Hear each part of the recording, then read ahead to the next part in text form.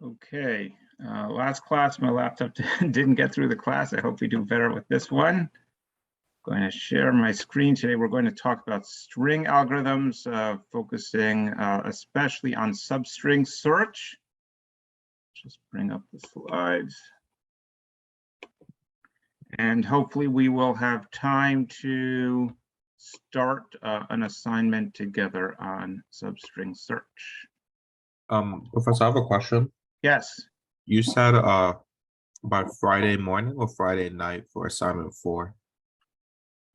So ideally Thursday night, but since I will have other grading to do, so try like midday Friday. Okay. Thank you. Like roughly like 12 o'clock, 12? Yeah, the exact time. Just I'd like to use the afternoon to try to work on some of this stuff. So the more that's there, the better. Okay. All right. All right, so again, we're going to talk about string algorithms generally, but our main focus is what's known as substring search, and we'll get to that pretty quickly. So these are some of the concepts that relate to string algorithms. First of all, we have character sets. We'll talk about that. Languages, finite automata, regular expressions, sorting strings. So remember, we've talked a lot about sorting in this class, but it was mostly about numbers.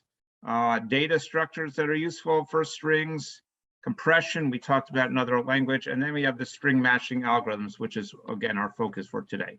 So when we talk about character sets, as computer scientists, we all are familiar with the binary character set, right? Where you just have zeros and ones, and that's it. If you're interested in biology, you may know that there's a character set they use to describe DNA. And it uses the letters A, C, T, and G. Again, you don't need to worry about that. So with 4 characters, we need 2 different bits to represent those possibilities.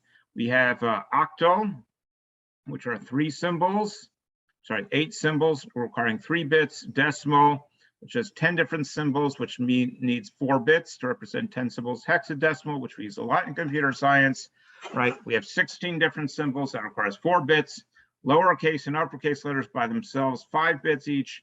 Base 64, by the way, base 64 is used in transforming, let's say, an image or other binary data into text in a HTML or in an email message. So that requires 6 bits. We have ASCII, which is 7 bits, extended ASCII, 8 bits, and Unicode, which could be 16, although that also has different variations. Okay, give me 1 second.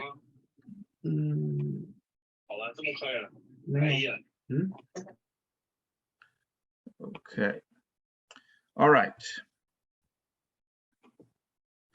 So then we move on to languages, right? So the building block of a language are the characters. So we sometimes refer to this set of all possible characters as an alphabet. And then this thing called clean star represents all strings over that alphabet in CS 120 or 220 or 320.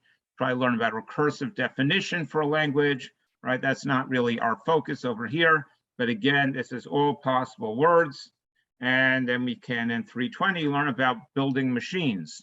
Simple machines like DFA and PDA and LBA and Turing machine, right? That can determine whether a word is in a language or not. And then we get to finite automata. Finite automata have states.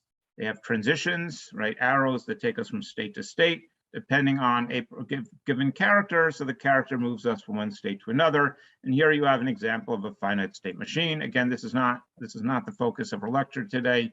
If you've taken 320, you recognize all the stuff. If you haven't, maybe not, right? So the way to read this is it says, if I'm in state 0 and I get an A, move me to state 1. If I'm in state 1 and I get a, stay in state 1. If I get a C, move to state 2, and so on and so forth, right? So we can use this to model certain string algorithms. The way to read this is called the transition function table. And it says if I'm in this state and I get this input character, then go to whatever state is indicated here. So this is actually how you would implement something like that. And when I teach 320, we've tried to take a little bit more of a pragmatic approach, even though it's what we call theoretical computer science.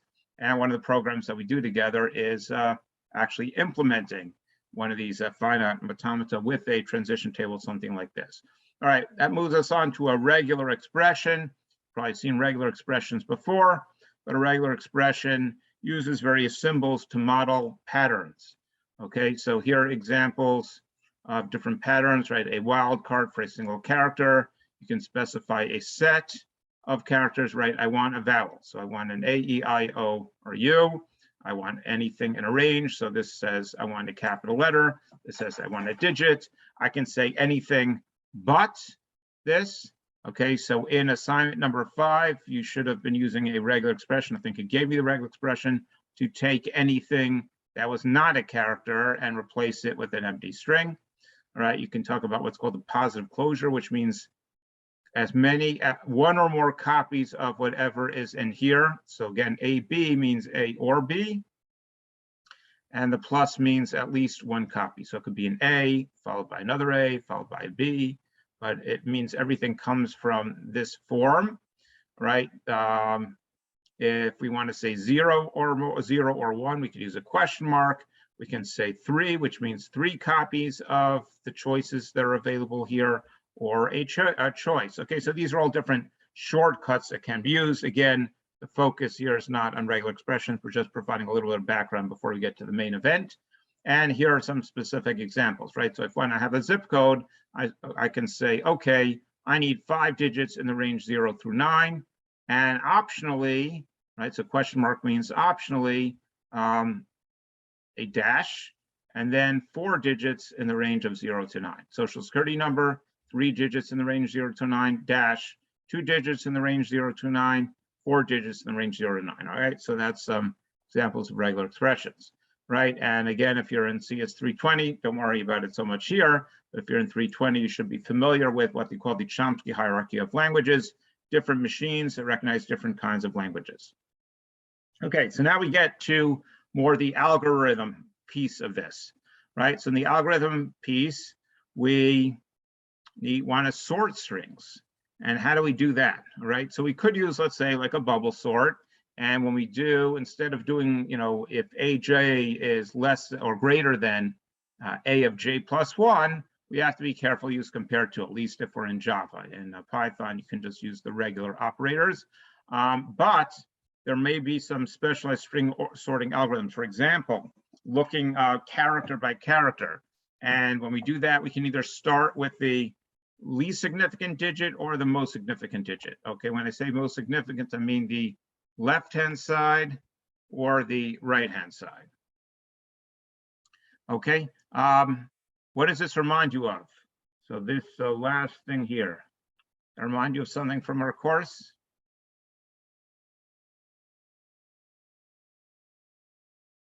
Which sorting algorithm sort of resembles that already, even though we focused on numbers, but would be suitable?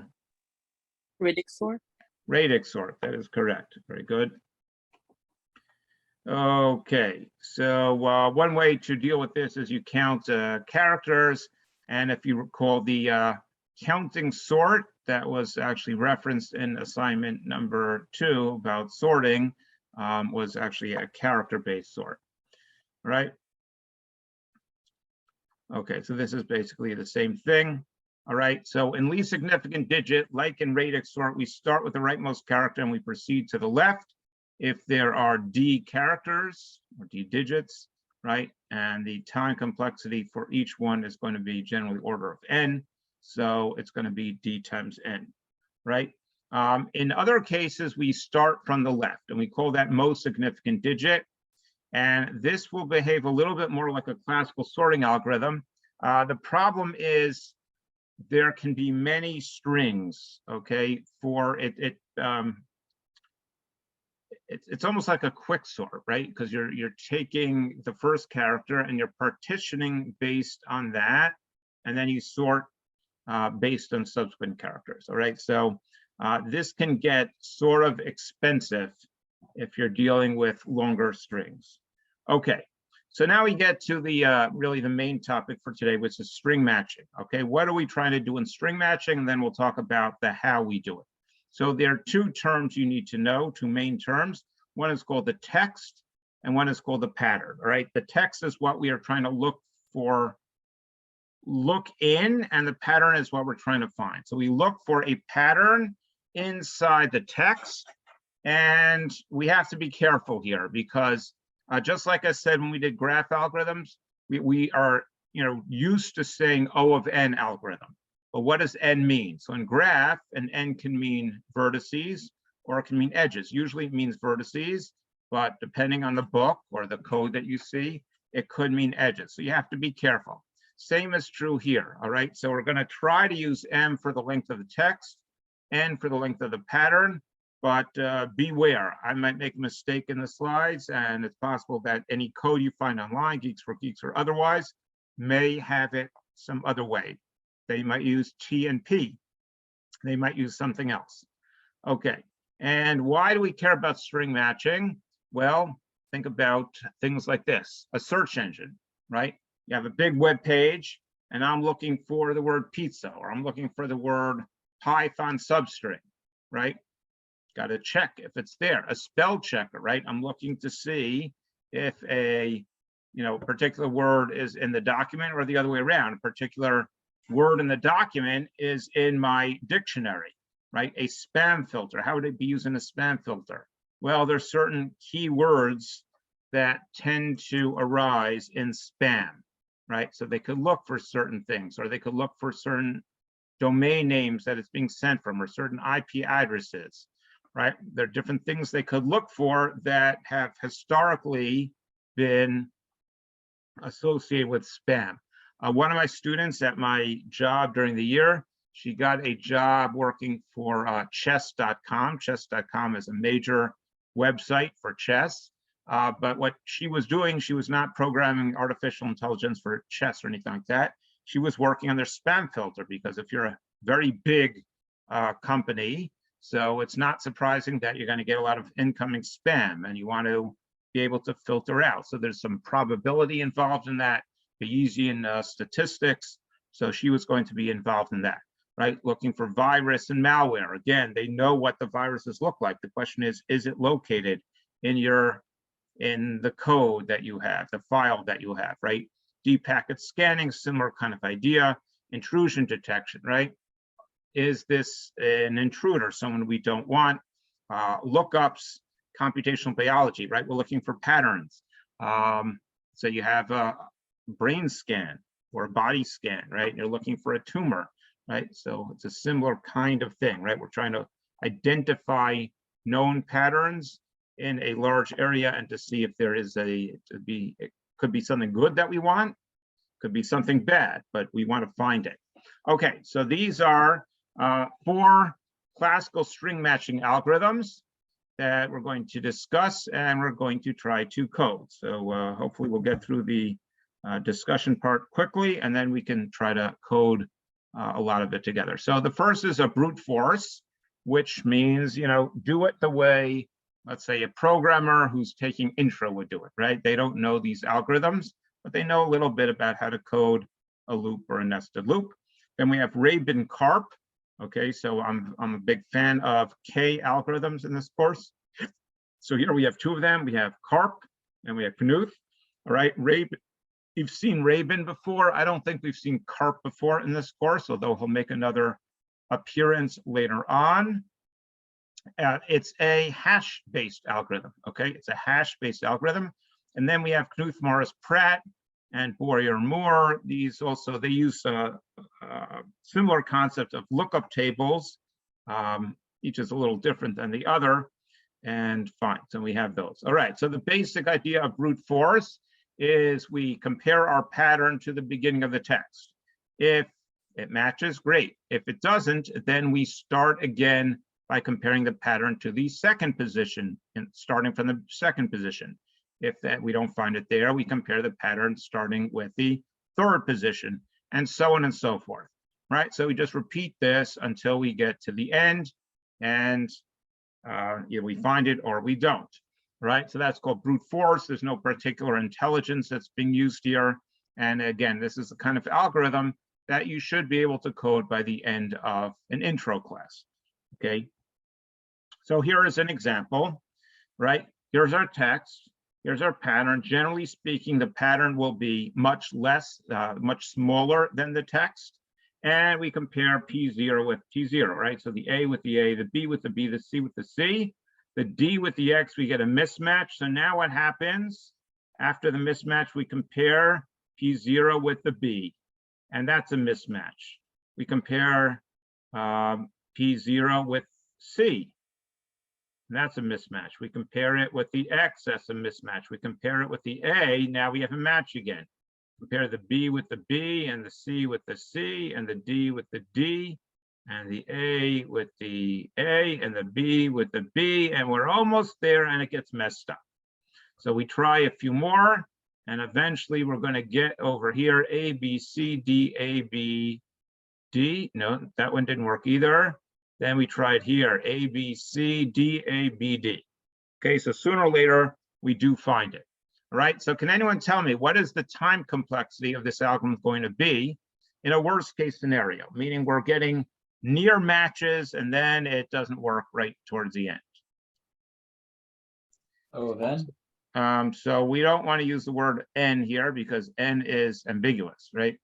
Okay, so the correct answer is close to nm with a slight catch, okay? Because let's say I got to this point over here. Would I really need to compare the pattern to the text if I'm at this point, or even this point, or this point? Can I exit early? That's my question. And the answer is obviously yes. At what point can I exit early and say, well, if I haven't found it at this point, I might as well give up because, finish the sentence. There's not enough, that's the end of the word. There are not enough characters left, right? So if my pattern is of length 7 and the text only has 4 characters left, I don't need to go any further, right? So I can really say it's the size of the text times the size of the pattern minus the size of the pattern times the pattern. And so in other words, it's really like T minus P times P, okay? So here is some code, and we'll see this again soon when we try to implement it, right? So you'll notice we get to stop early, right? We don't do the full range m. M is the length of the text. Now we don't do the whole range of m. We cut it early because that's when there can't be, right? We can never finish the entire pattern there, all right? So that's brute force. We have some analysis here, right? So the outer loop is m minus n plus 1, which is order m technically, but it's not quite a full m, but it is order m. And the inner loop is O of n in the worst case, okay? Look at this bullet point here and tell me why this is true. So why is it true that the inner loop, this while loop here, is likely to actually do more like one operation in general?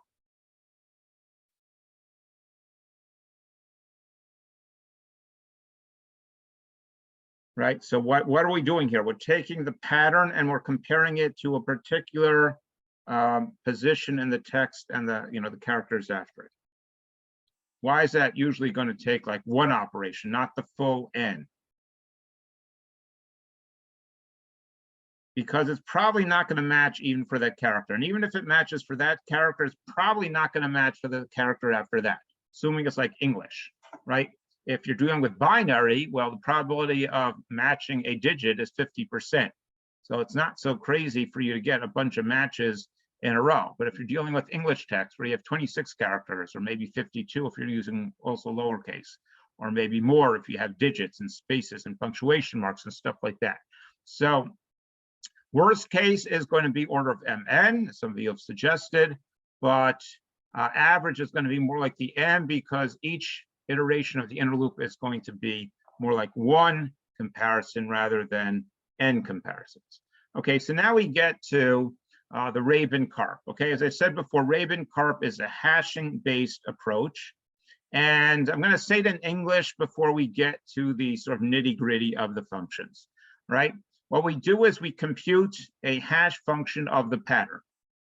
Okay, so what exactly the hash function is isn't really important right now, but we take a hash function of the pattern and we say, let's compare it to a hash function of the text. Okay, so what that enables us to do is, instead of comparing character by character of the pattern to character by character of the text, we're just comparing the hash function to the hash of the text. So you're taking, multiple comparisons and you're reducing it to one comparison. Of course, we do have the work of calculating the hash, but that's the intention, right?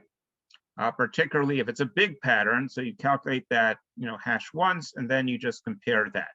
Now, the problem is, what do we know about hashing? Oh, you just finished, many of you did a project on hashing. So what's the sort of the big issue when it comes to hashing? I wouldn't say the only issue, but a big problem when it comes to hashing. Collisions. Collisions, correct. Collisions. So we could have a collision here. Okay, we call that a false positive, right? It's saying that the pattern's hash and the hash of that piece of text, the current piece of text, they match. Let's say the number is 150, right? Both of them hash to the number 150.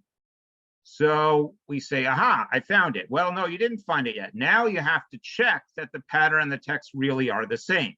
So the question is, what did you really gain? If you always have to check that the pattern and the text really are the same, did you really gain anything? And the answer is yes, you did. You know why? Because most of the time it doesn't match.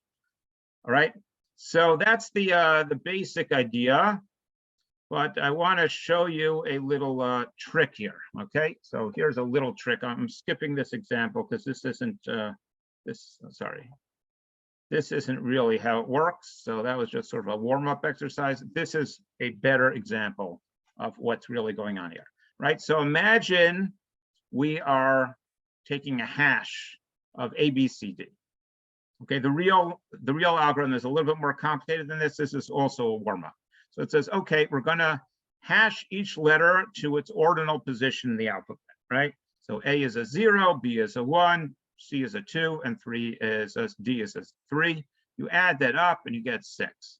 Okay, now we compute A, B, C, X. Let's say that's our text, right? A, B, C, X, and then we have B, C, X, T. So we compute our hash on that, and it's 26, right? 26 and 6 don't match. Fine, then we try it on B, C, X, T. B is 1, C is 2, X is 23, T is 19. We add that up, we get 45, so that doesn't match. Okay, so we can throw it out, right? It doesn't match. But the problem that the purpose of the slide is to get you to appreciate, well, hold on a second.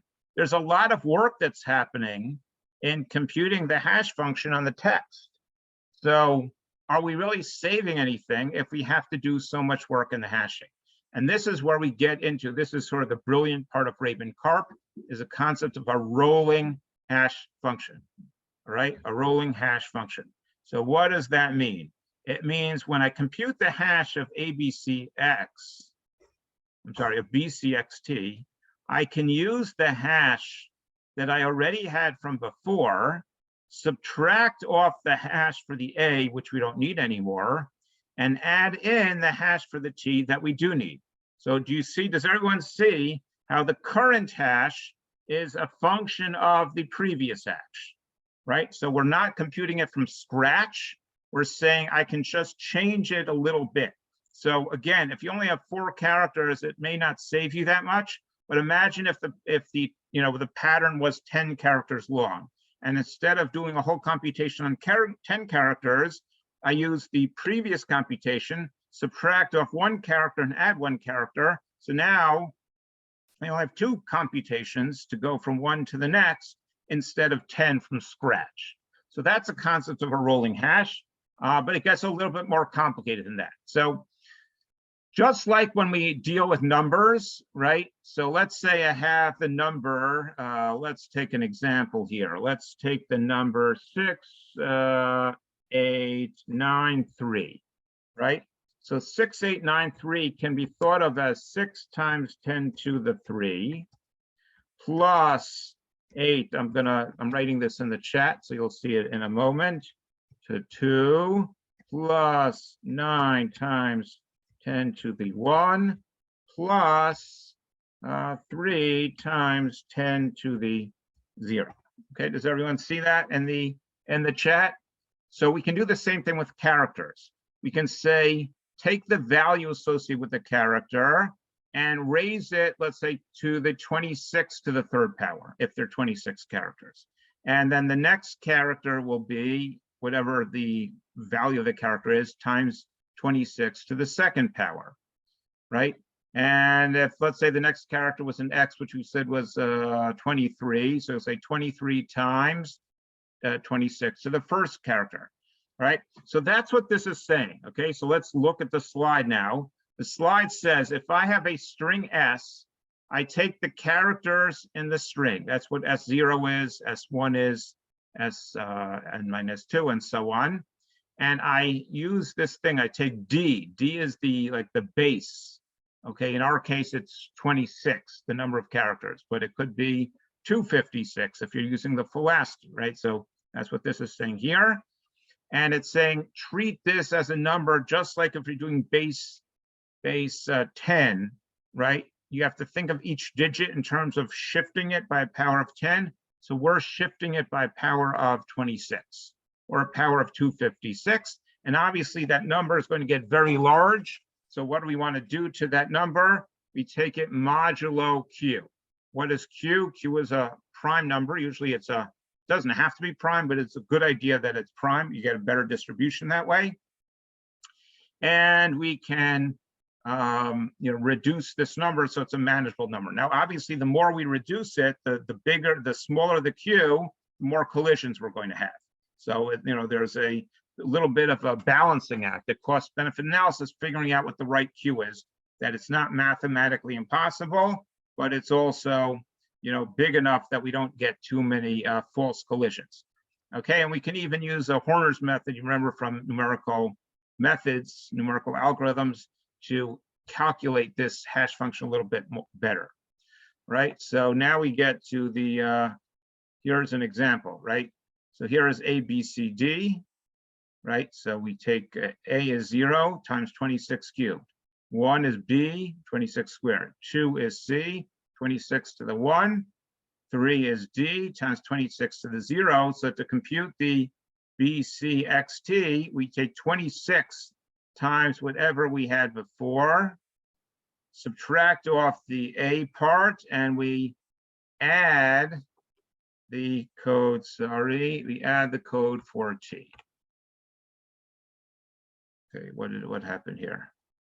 Okay, so again, let me just repeat the last part, right? This is where the rolling hash comes in. We take the hash we had for the previous text, subtract off the effect of the A, multiply by 26, which has the effect of shifting everything over, and add in the value of T. The value of T would be 19.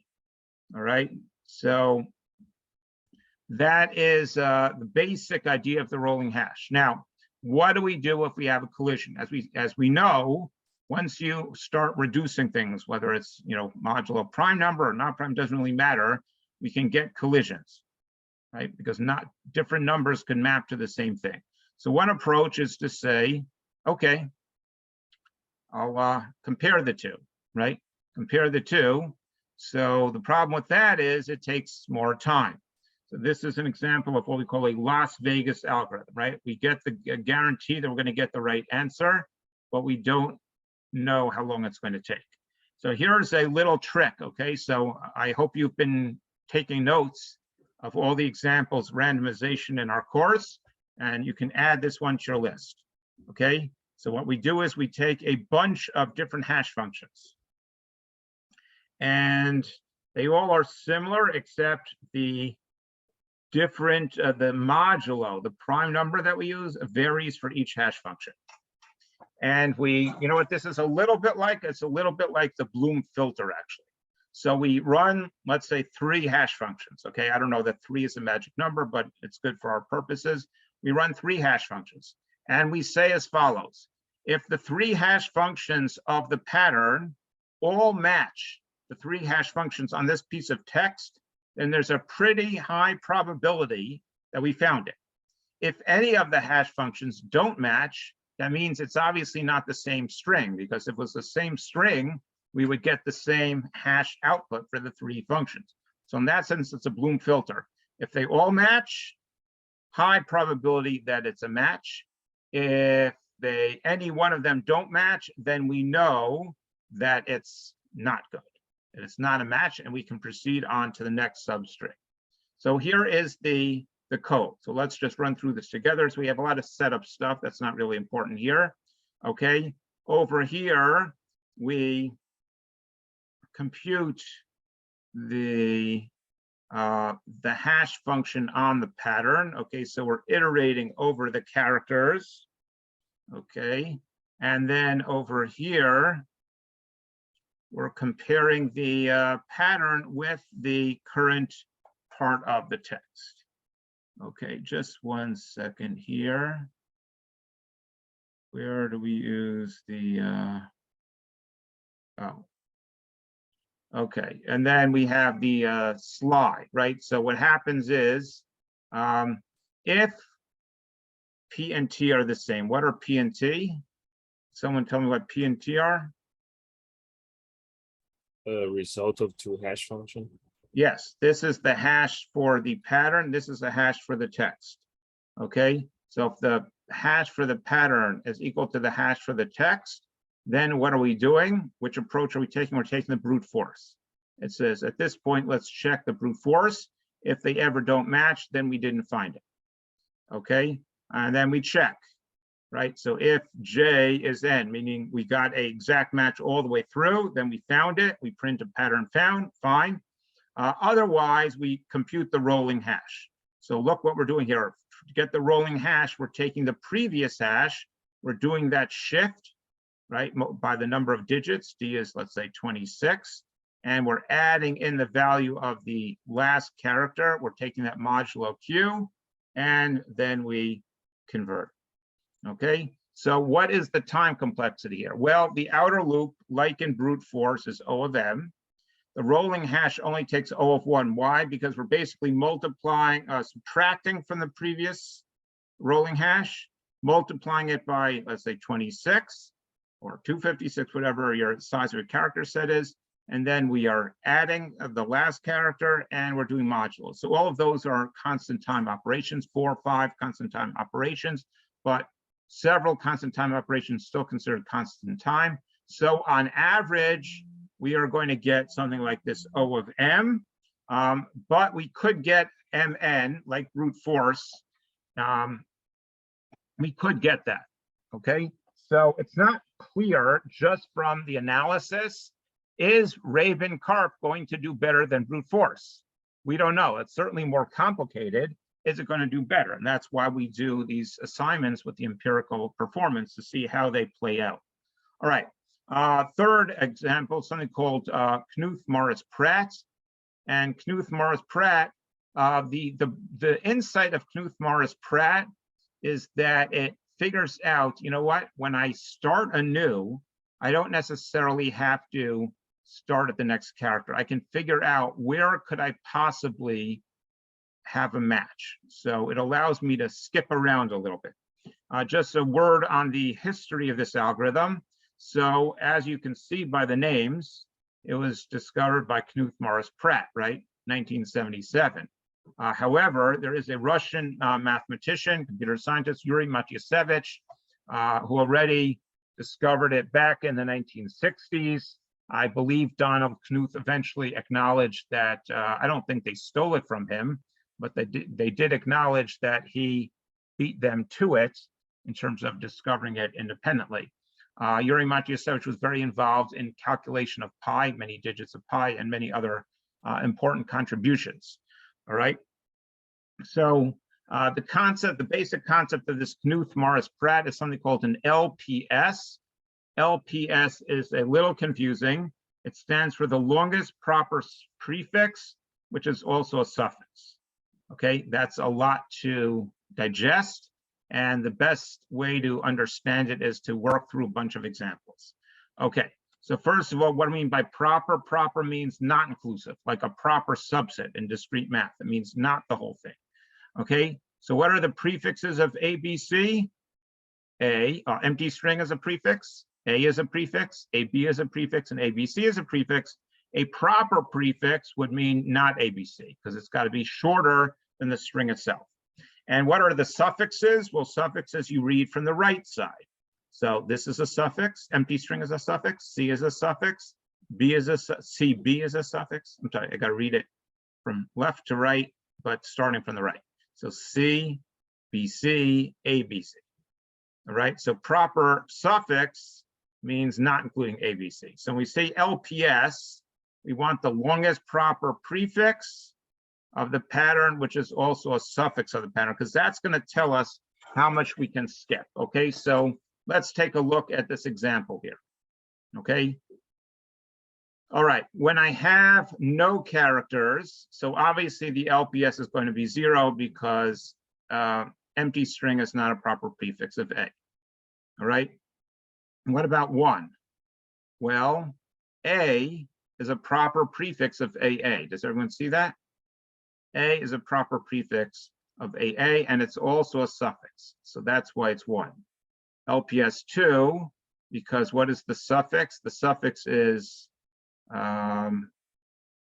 AAB. Okay, A is not a suffix of AAB, and AA is not a suffix of AB, so that's not going to work. All right, let's take a look at one that is interesting.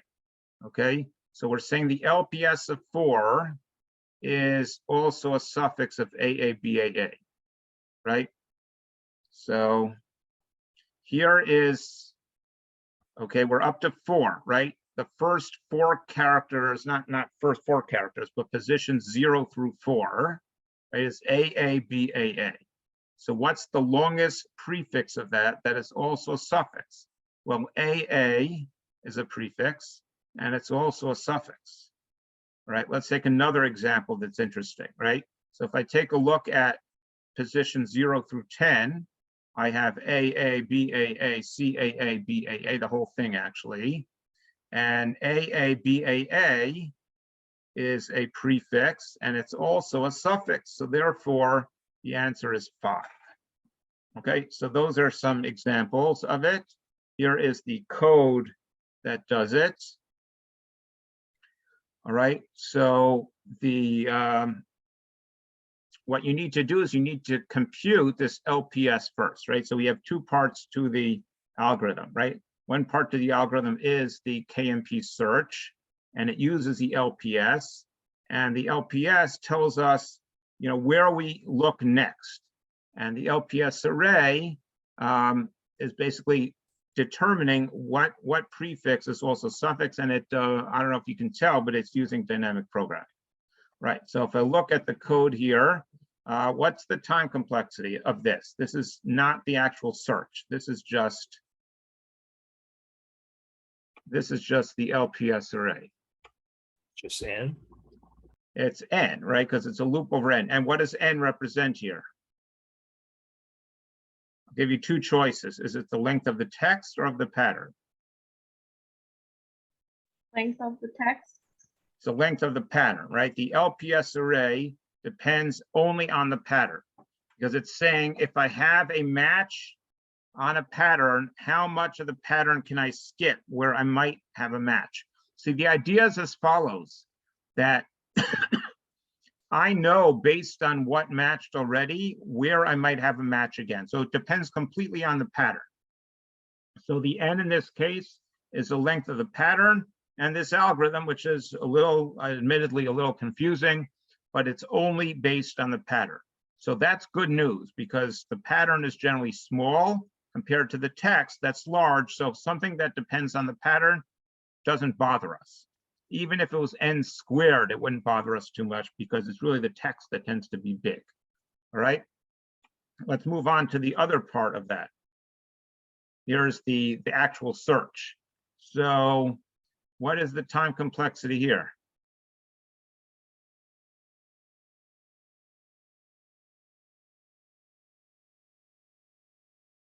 We have a loop, right? What's the loop a function of?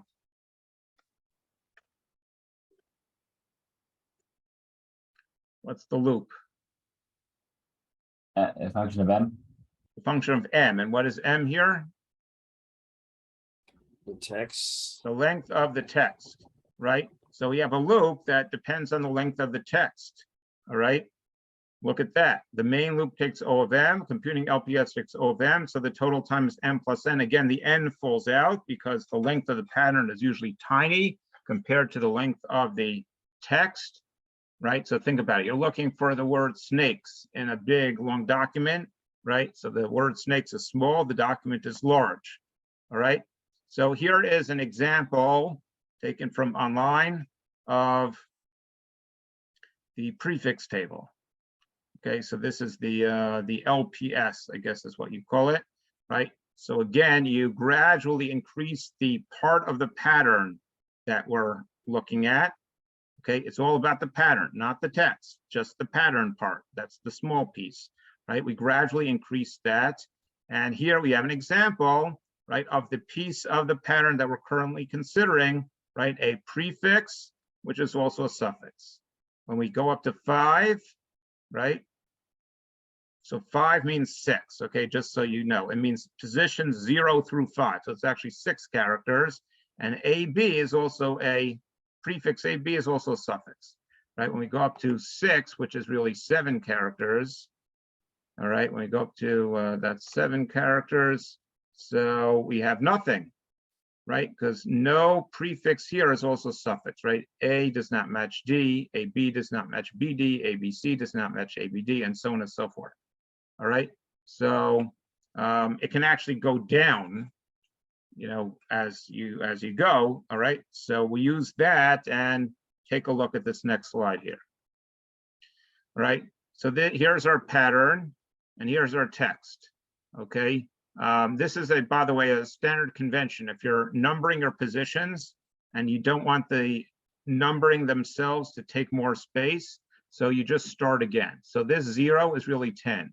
This 1 is really 11. This 2 is really 12. Okay, so that's just a little trick that they use to number things so that the column headings don't get too big, right? So what this is saying is the A matches, the B matches, the C matches. We have a mismatch. So what happens now? So you get the value from the table for 3 characters. Okay, so for A, B, C, we had a shift of 0, right? That was the 0 here. All right, so we therefore shift 3 minus 0, which is 3, because it's saying there's no overlap. So we're able to move it 3. We try again, okay, we get a mismatch. Okay, so we move it over 1. All right, in this case, we get a mismatch over here. So we get the value for 6. For 6 characters. 6 characters is really position 5. Which was 2. So we take the 2, we subtract it from the length that we have, 6 minus 2, and we have a shift of 4. So we move it over, right? So, okay, take a look at this, right? Here was an A. By shifting it over, we know that there's an A there, right? Because if we had a match of 6 characters, that means that we know that these match. So we're basically asking, where else is there an A, B? In this string. So we say, there's an AB over here. So we're going to move it 4 characters over. And now we compare this AB. Of course, it doesn't help because the blank and the C don't match. So that's the basic idea here. And then we have our 4th algorithm, and it's called Boyer-Moore. And like Knuth, Morris, Pratt, we do pre-processing. So before we actually start comparing the pattern to the text, we do some processing to build a lookup table. And it has a character. Okay, what's different about Boyer-Moore is it looks for things that are bad and also looks for things that are good. Okay, and that's the basic idea here. Okay, so what we're going to do now is we're going to try to construct this, and we should be able to. How much time do we have? We have 10, but almost 50 minutes. So we should be able to get a lot done here. So I'm going to, I gave you the top hat code, right? Yeah, okay. So we're going to look for a volunteer. who wants to be our volunteer, preferably someone who hasn't gone. We like to spread the wealth, spread the opportunities here.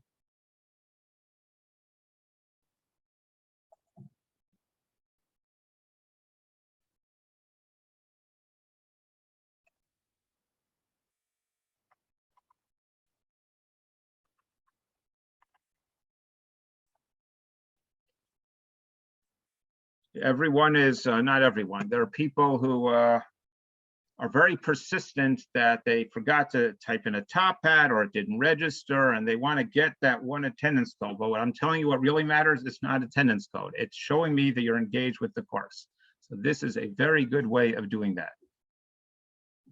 Can't promise that every person who participates gets an A, but I can promise you this, that people who actively participate in the lecture will get a better grade than the same person, same scores on tests that didn't participate. So this is an opportunity to show that you really exist and that you're not just getting your assignments from other people and you're willing to put yourself out there. So who would like to go with all that pressure that I just put on you?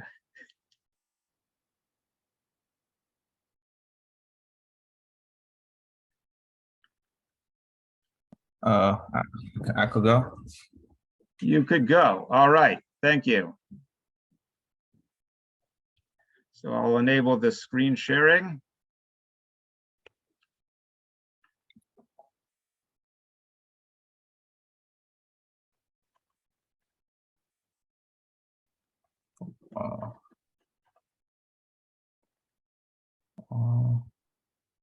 Okay, so I recommend that you use assignment 3 as your starting point, and then we'll grab other stuff. So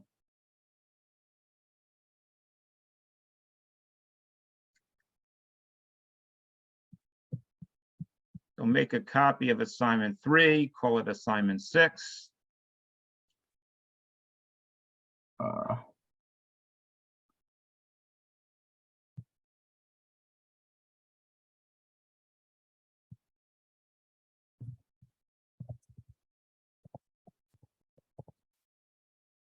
And just copy and paste everything. It looks like you made a text file.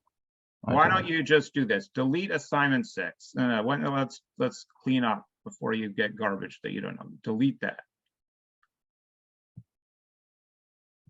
And why don't you do this? Okay, so copy, go down, copy. Down. Right click on assignment 3, copy. Good, now paste. Paste, right click, no, go up, right click, paste. Paste. Paste. Oh. Change it to a 6. Okay. And now close your other assignments so we don't confuse ourselves. So on the top, on the tabs on the top, close the other assignments. No, that's not a tab on the top. Tab. Oh, oh, sorry, I can't see it because of the screen sharing thing is blocking all of it. Okay, so just keep assignment 6 open for now. Okay, good. So let's change the assignment number and in the comment to 6. And just in the comment itself. Okay, and change that to a substring search.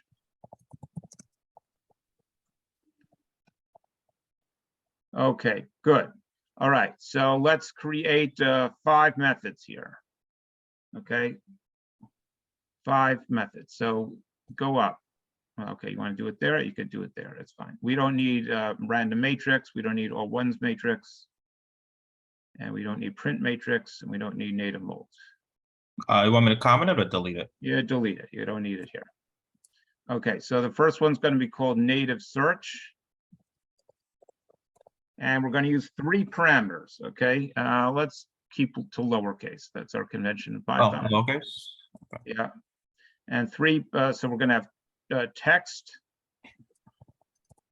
pattern, and verbose equals false.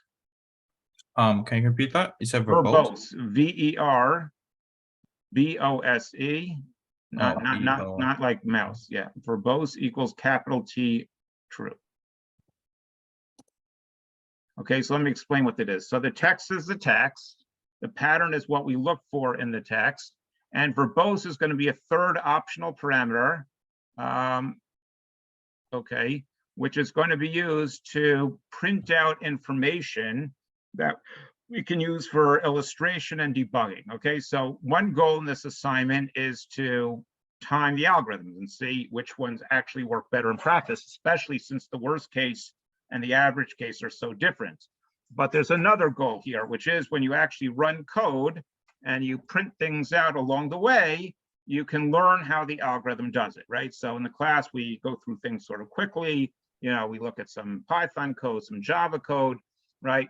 But it doesn't really register until you actually do it. You see the algorithm in process. Okay, so stay up there. And what we're going to do is we're going to return. This is just the built-in search, right? So return text.pattern. I'm sorry, text.find.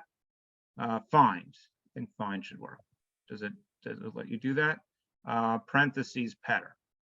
Now the verbose, there's nothing we can do with verbose here because let's just Google find, Google Python find for a second.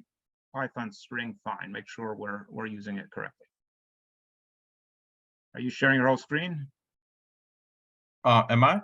I don't know. Can we see another window? I don't see Google. Are you in Google now? Yeah, I'm in Google. Okay, so you need to unshare, close Okay. anything sensitive, and share your whole screen because we need to be able to toggle between the PyCharm, the Google assignment, the assignment in the Google folder, and then any searches that we do to look up how to do something. You're sharing your whole screen now? I click new share and then my Google. No, don't do that because we need to be able to toggle between the different screens. So close anything you don't want the class to see, and then you need to share your whole screen, not just one window. Okay, so share screen. Okay, is that better? I'll know in a minute when I ask you to go back to PyCharm. Good. Now go back to Google, type Python find string. So another secondary goal of the course, not a primary goal, is to just learn how to use what you look for. Geek for Geeks. It doesn't matter. This is a simple method, so they're all gonna be fine. Okay, so you just want to see the usage.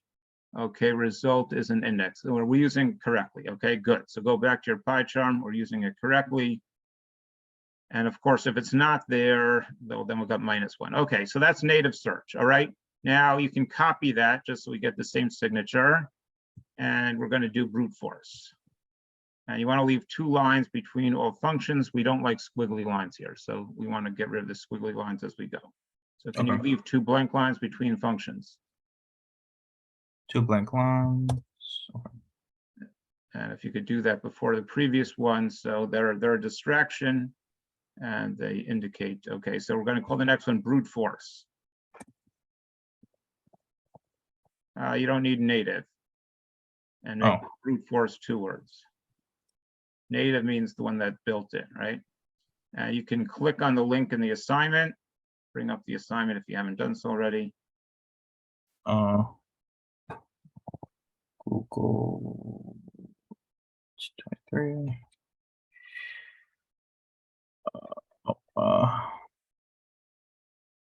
Yeah, the link is right there on the syllabus. Go down right there.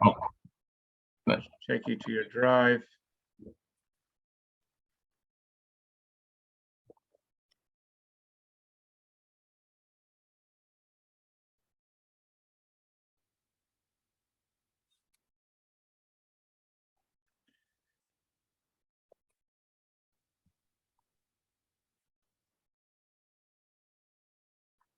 Assignment 6.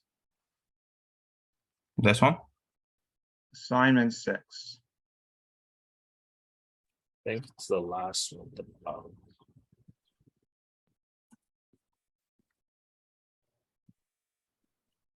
Okay, so you want to get the brute force one.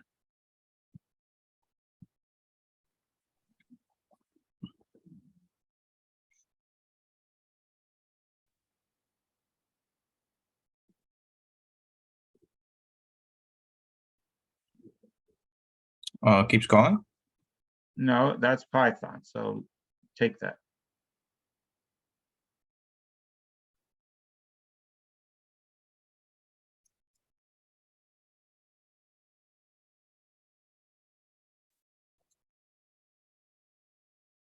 Okay, so you gotta line up the parameters. So whatever you gotta change the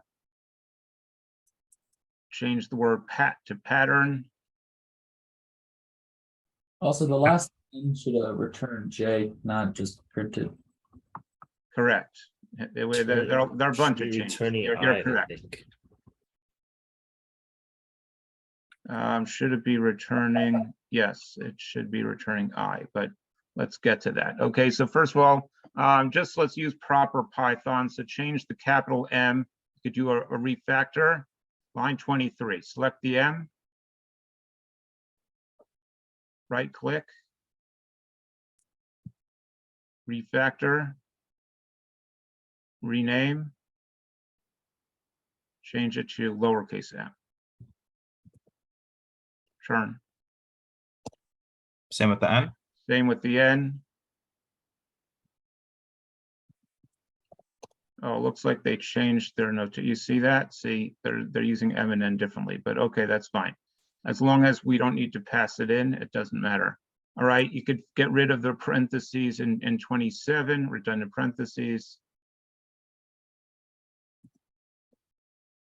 Wherever you see squiggly lines, you want to address that. Okay, got to change the names, text, and pattern. No, not there. There. Oh, the refactor? And 28, whichever is easier. No, don't change that. No, I'm not changing. I was just copying the text. Okay, and line 31. And then instead of printing, we are going to return I.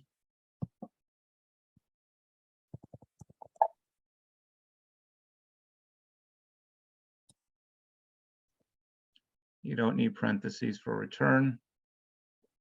And go to the bottom outside the loop and return -1. Not that far down, inside the function. And don't use, okay, use the tab, just a recommendation, use the tab next. Oh, okay. All right, so that way you keep it consistent. Okay, good. Now we're going to use our verbose here. Okay, so I can't tell you exactly where to put it, but maybe you could say, just for now, you can always change it later. Let's say in line between 27 and 28. You could say if verbose.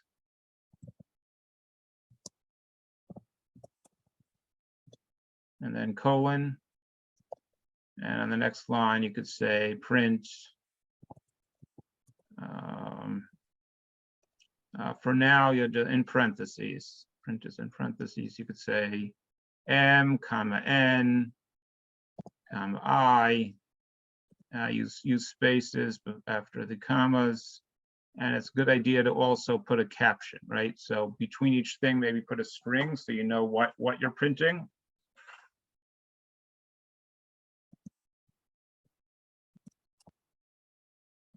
No, you want a caption, right? So before the M, put a quote M. Before the, do you understand what I'm saying? You said before the M. Don't just print M. Put an M in quotation marks and then the M, so we know that the M is an M and the So M, comma M. Like that, and put spaces after the, okay, again, pay attention, PyCharm's trying to help you here. yeah. There, put an N there so we know what's what. So the idea is if we have a bug or we're just trying to understand what it's doing, and we want an I and we want a J, and I think that'll be good enough. You put a J there. Oh, and a J. Oh, okay. I mean, again, each one you look at what's there that you might be interested in.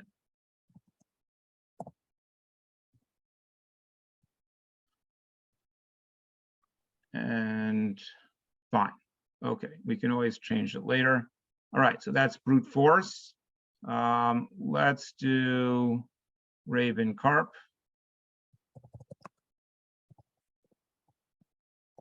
Okay, not Raven. Raven's the bird. Oh, And carp with the C is a fish.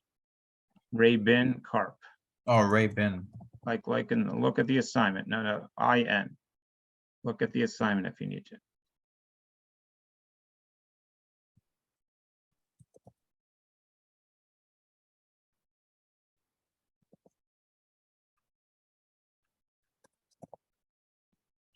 Let's lowercase it.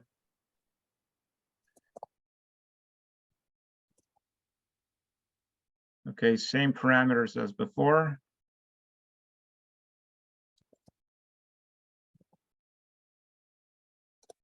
And go to Google. Sure. Well, click on the link. Yeah.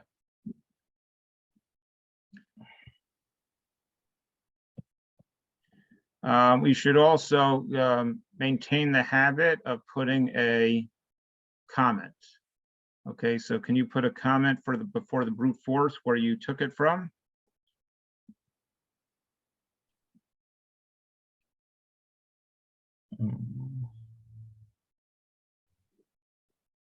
Was this brute force? No, it's good. Well, it's in the assignment also, so either way.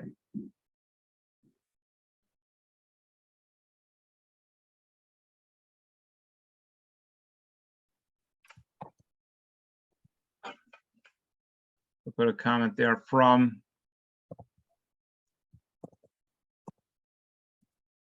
Okay, good. And put a blank line before it. No, before it. Get rid of the blank line after. Get rid of the blank line. Get rid of the blank line. Blank line. Yeah. Move the comment immediately before the function. I'm not sure what you mean. Remove lines 23 and 24. Oh, 23, 24. Oh, Okay, put a comment before Raven Carp.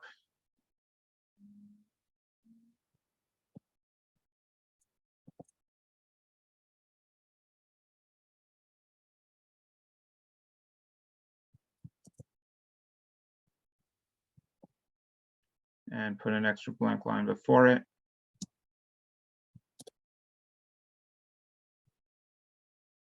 And now paste in the code.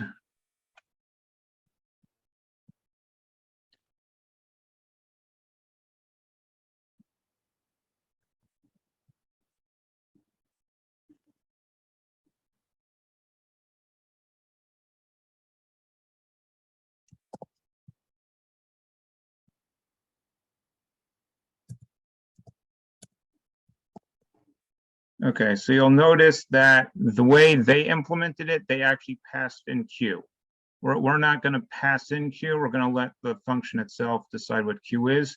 So we'll use their value. Their value was Q equals 101. So we're going to hard code at the beginning of this function, Q equals 101. So somewhere in that list of assignments there. You also need to pass in D because they passed it in What else did they pass in? D, which would be 6 number of characters in the Oh, they passed in D? Okay, good. So is it 26 or 52 or what? use 256. What did they use? 256 the amount of characters. 256? Okay, fine. So if you could do that, good. Maybe put a comment next to that. So, I like getting rid of their comments in this case, I think. So that's our modulo. And the 256 is the number of characters. And always put a space after the, put a space after the hashtag. A space after the hashtag.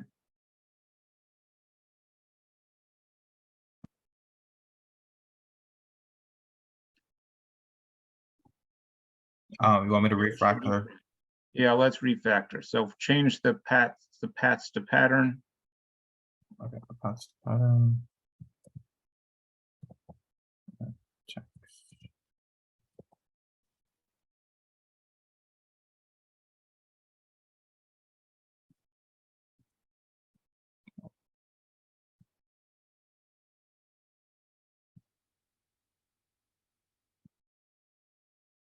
Code occurrences.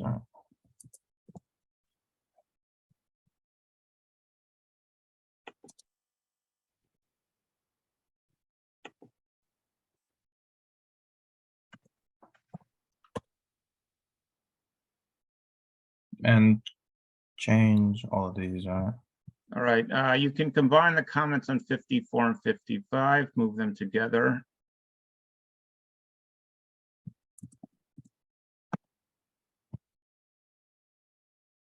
Well, get rid of the hashtag in the middle of the sentence.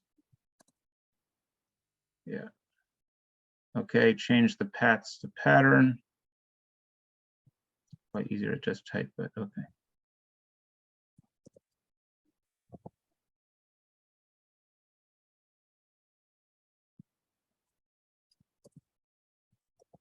I is the position in the text. J is a position in the pattern. Okay, you can again clean up these multi-line comments. So you can put it onto one line if you want to keep it.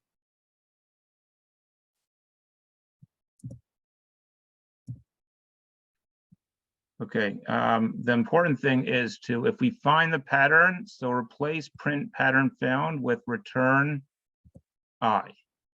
So line 71. Return. Return I.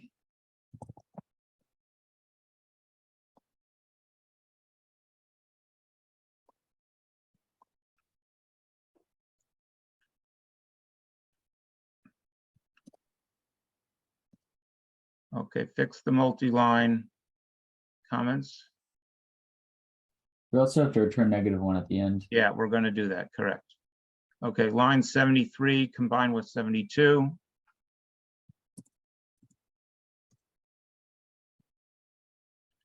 And combine 76 and 75.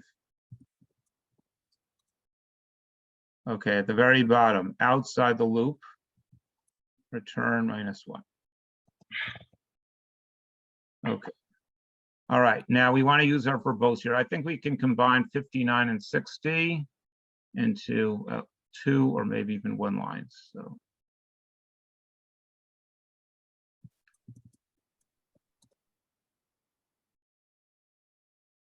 Okay. 60, this new 60 also? That's fine. That's okay, I guess. Right. Okay, so let's use our verbose here. So somewhere in there, let's check and P equals T. Line 61. So we could say if verbose. Delete this? No. You can't delete that. No. Oh. Can't delete the algorithm. So we So could add say if verbose.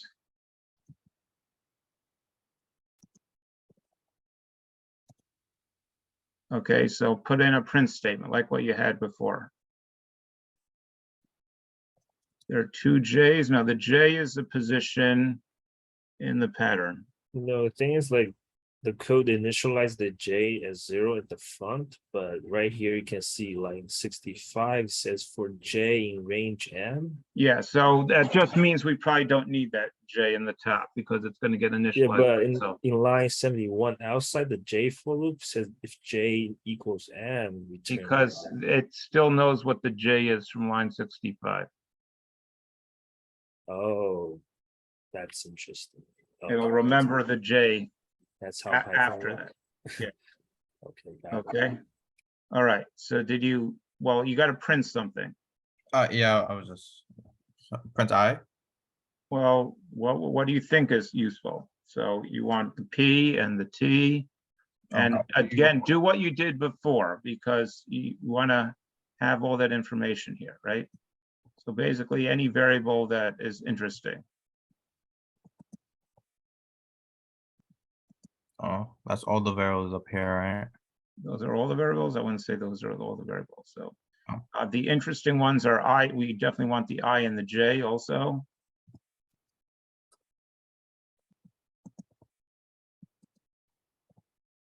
And if you want the M and the N.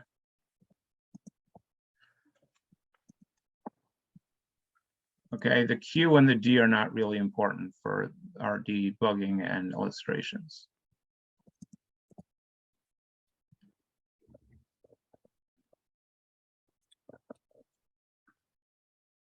Okay, okay, here's what we're gonna do now. We're gonna try these three functions, okay? But ignore timing for now. Just we're gonna try to call these three functions. Okay, can you get rid of let's just clean up some of the old garbage from other stuff. So go down, let's get rid of this simple molt. And the other simple molt. And the split. And the Strassen. Okay, we'll keep the plot time.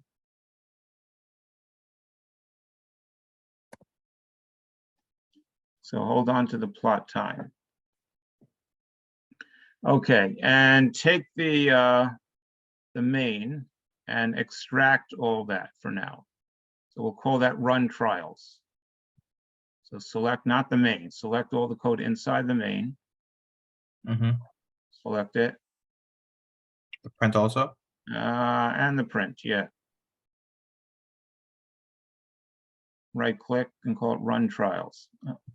It might complain because we still have errors there, so we might need to fix the errors. Refactor.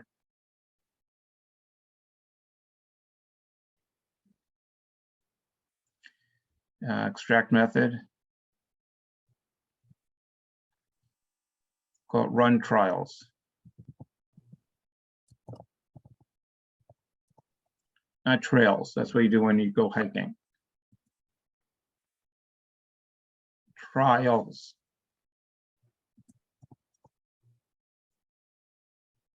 Okay.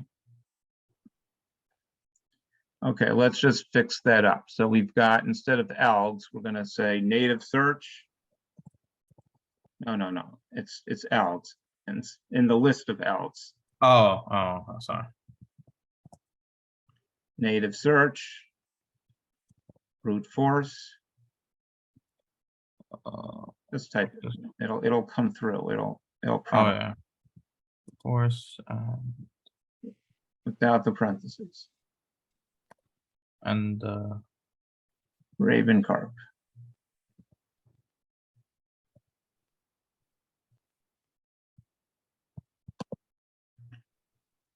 Okay, we don't need all the 0 and matrix stuff. So go down to line 117. Get rid of those 4 lines there. Get rid of the print matrix. Okay, we'll leave that. And in line 119, you'll just say IDX for the index equals alg. And for now, just pass in empty strings. Okay, so you need 3 parameters. So you have pattern equals empty string. Type pattern inside the alg. Inside the house. Okay. you need to pass the parameters. Pattern equals empty string. Eventually, no. Empty string. Double quotes. On double quotes. Text equals. Do we have the right order? Which comes first, the text or the pattern? Text. So do the text first.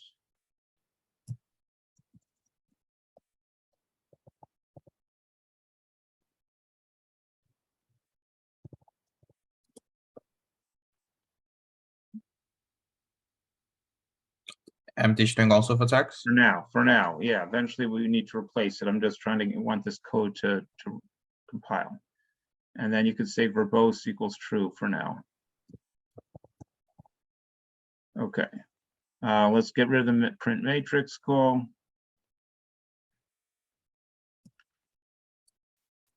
Get rid of that print statement 123.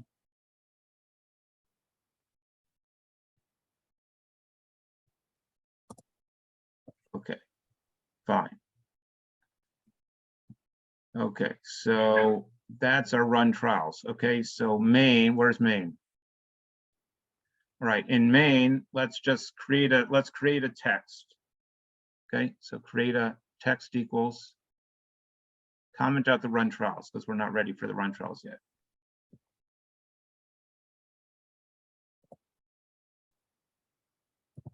Make a text.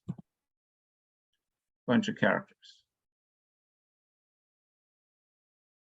Uh,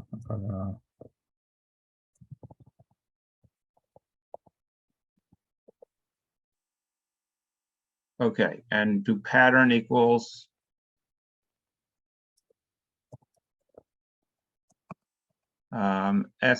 JDB. that's a string. It's a string and it needs to, we want it to match, you wrote JDB in the other one, so let's make a JDB here. So we find it. Do you want me to run this? No, I want you to make the pattern match the text. So if you type JDB in your text, we want to find something that we're going to look for. So put JDB. No. No, in the pattern. Undo. Change the pattern so that we are actually going to find it. Correct.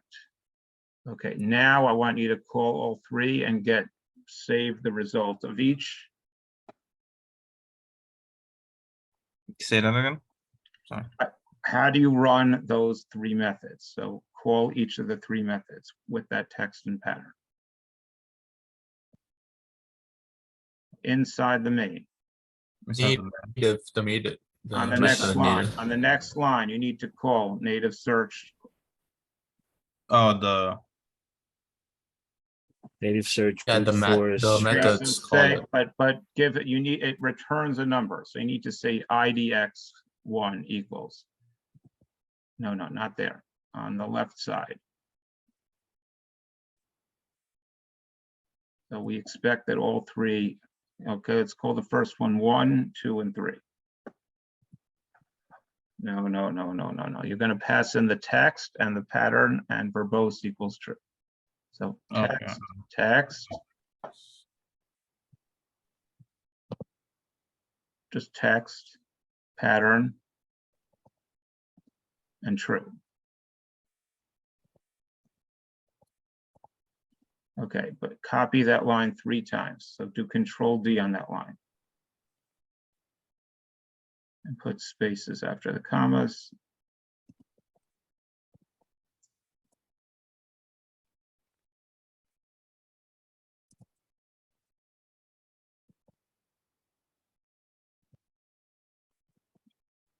Call the X 1 and 2 then.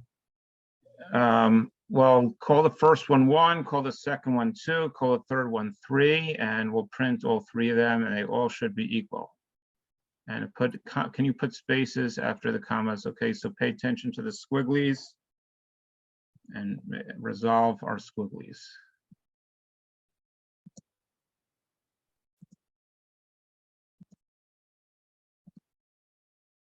Okay, another blank line before run trials, and then also we want to print the IDXs.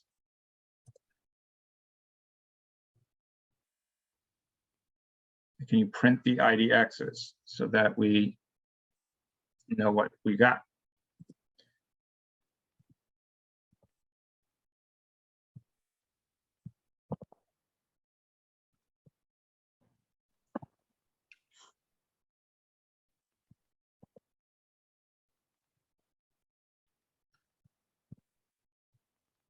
Okay, get rid of the blank line before 109, but put 2 blank lines after that. So we have our 2 blank lines before each function. Okay, now we can run this. So right click, you got too many blank lines before main. Let's move main down. So we always like to have the main just on top of the conditional call to main. So if we could move main, move it. Select it, cut it, and paste it. Select it. The whole thing. Select the function. There we go. Cut. Go down to below. Go down. down, just above the if. So you want to Yes. have the main above the if, that if, put it there. 2 blank lines. And fix the main, fix the indentation on the main. And down in 141, you got a double indentation. Okay, why do you have still a squiggly line there? There, why is it?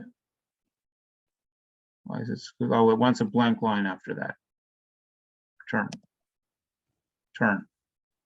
Return, press the caret, press the enter key. Oh, enter. Okay, right click. Run.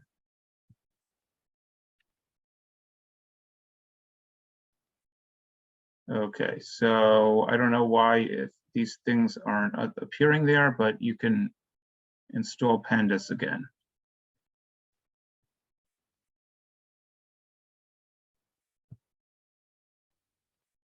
It says it's there. Okay, so what is the problem? I could run it again, maybe.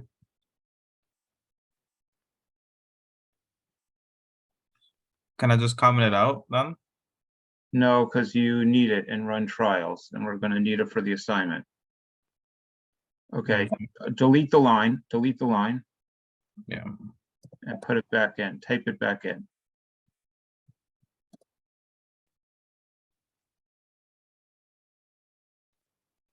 It's not giving me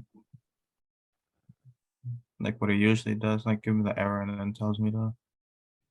Have you used Pandas before? Yeah. Maybe import it as something else, maybe PDA like that. You could try that.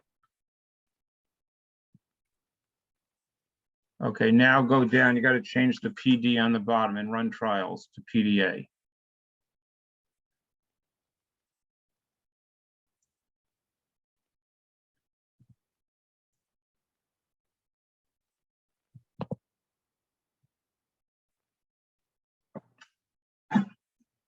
Uh,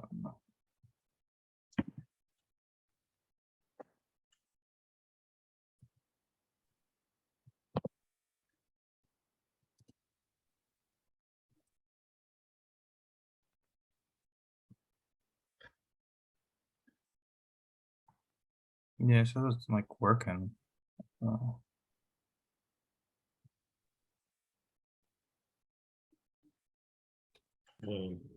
That's interesting. Yeah, I'm not. It was working from other assignments. So assignment 5. Open up assignment 3.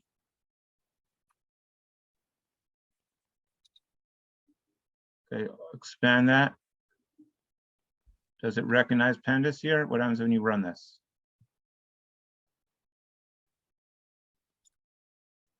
No, get this something. Yeah, I'm not sure. It was working last time when I was doing assignment 5. Did you do it from here or did you somewhere? Well, assignment 5 doesn't have Pandas. Yeah, I did it from somewhere else. Yeah. I just started using You should have a directory called VENY that will have old library inside, not too sure. Okay, can we look at the configuration? Go back to assignment 6. Go to the configuration on the.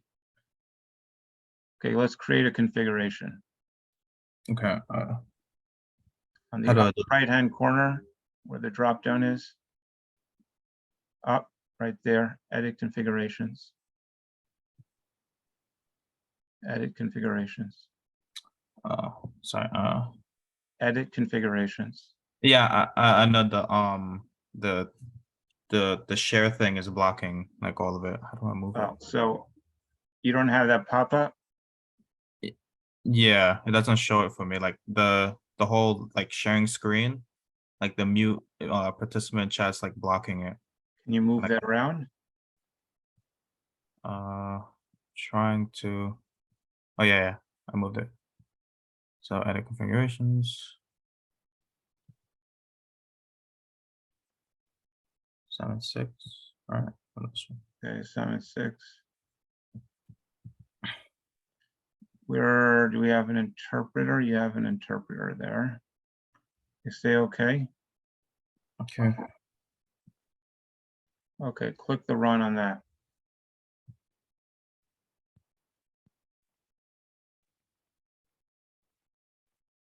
I'm sorry, you used Pandas here or you didn't use Pandas here? Yeah, That was a question.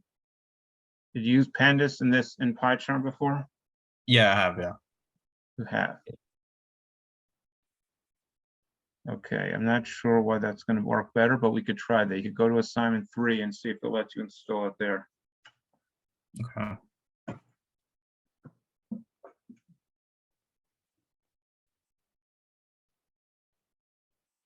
You want me to go back to here? Configurations? No, no, not configurations.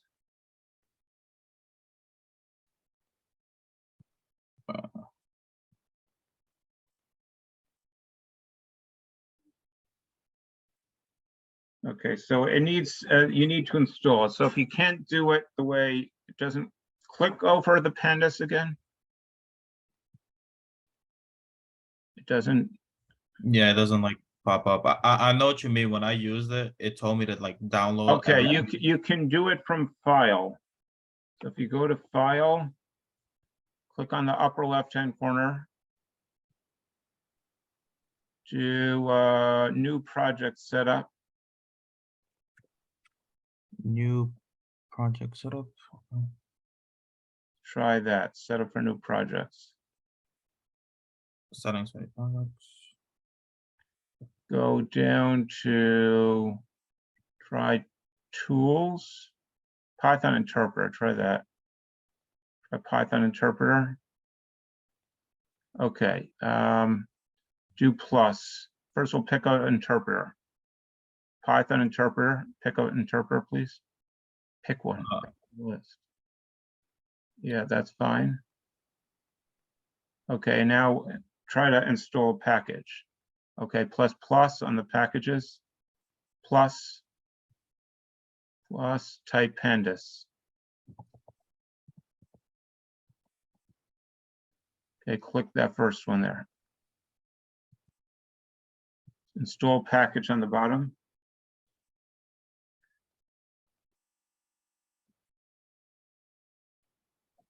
Is it installing something? Yeah, it has the loading bar next to it. Says installing. All right, so I don't know if we're going to be able to finish this. We'll go as far as we can. So you have 2 more algorithms you're going to need to embed in functions. And then you need to read in the input from files that I provide. So I give you 2 text files and a pattern and a list of patterns. So you're going to loop through them like you did in assignment number 5. But we'll try to do what we can still here. Fine, we look for all 3 of the patterns. What? But for each line in like both text files, we look for the entire. So one text is a Star Spangled Banner, and the other is, I think, and the other is the, what did I do? The Constitution? No, it's not the Constitution. 407 years ago. Oh yeah, the Gettysburg Address, right? Okay. So you're gonna, those are your texts, and the pattern is a few words that you're gonna look for. Look for all 3 in both texts. It looks what? Look for all 3 patterns in both texts. Correct. I mean, you can add patterns if you want, but that's just, something to. Yeah, okay. So Did the Pandas install? It finished installing? Yeah. I'm still getting an error. I'm not sure why.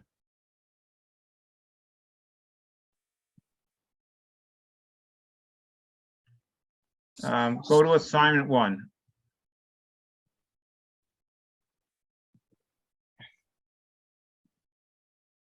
Run that. Yeah, I don't know why. It was working the other day. From here or another context? From here. Go on the bottom where it says Python packages. In the bottom of your PyCharm. Further down. Hold on, I gotta move the thing again. Python packages.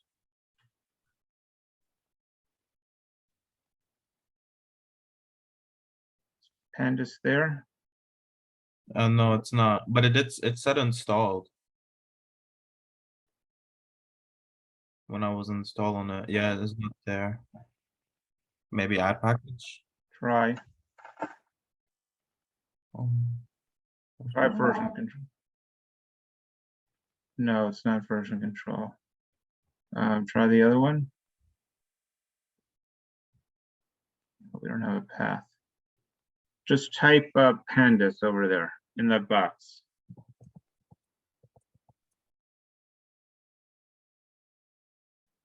Click. Install on the right side. Oh, the other thing's blocking it.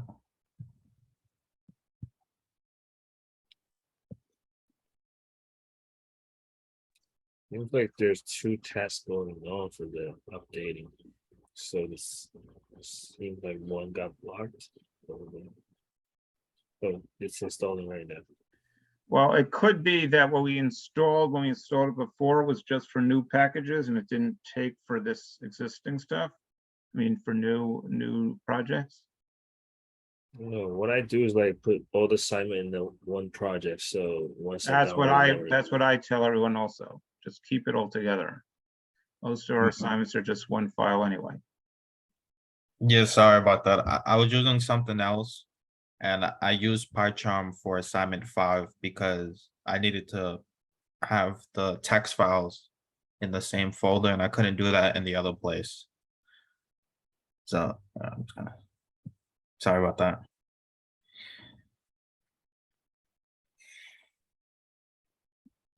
Yeah, but the code is working. My output looks good.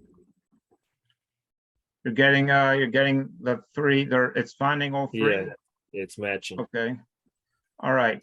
What's it doing now? It's installing pandas. Yeah, it's still loading over here. Okay. I don't know if it'll let you, but you can try copying in the next algorithm.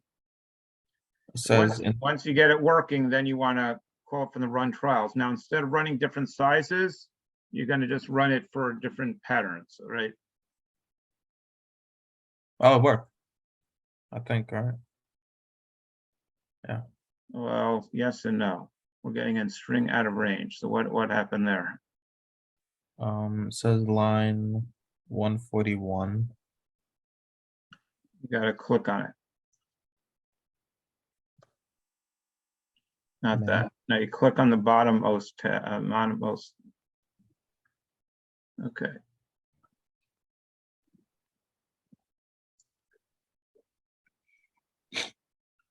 So you need to, I think he needs max. No, the max. well, why don't you put a print statement over here? So put an if verbose with all those numbers there. Right after the first if? Okay, so it's complaining about the text. It's obviously either the text or the pattern. Wait, something's backwards here. Pattern of I plus 1 and the text of I. Something's backwards there. Right?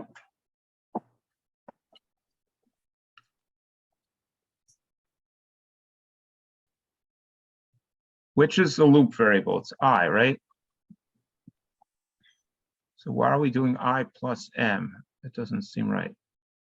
The pattern. Yeah, that's why I said there's two. Why we initialize the I and J at the front, since like. Well, but it's not the used. I at the front you don't need. So you can actually they're highlighting it to get rid of it. So you can get rid of it in the top.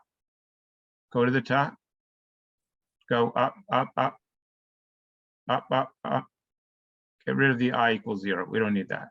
The only reason for the J is because we use it outside the loop. But go back down. And that doesn't seem right. It should be the pattern of, So not I plus M.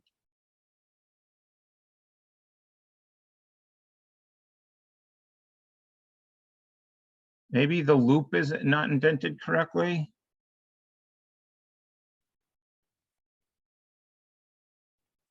Now go up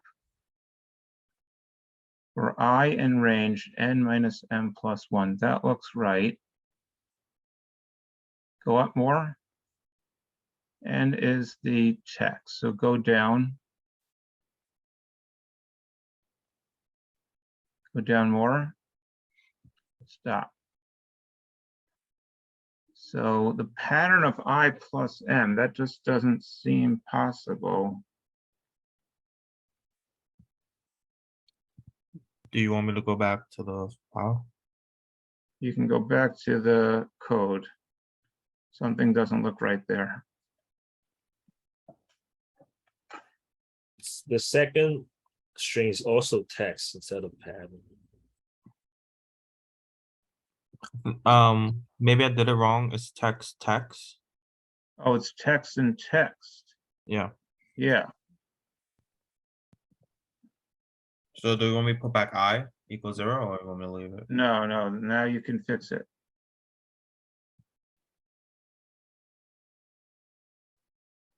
Yeah, no errors. Okay. All right, so that's working now. All right, so I think we need to stop.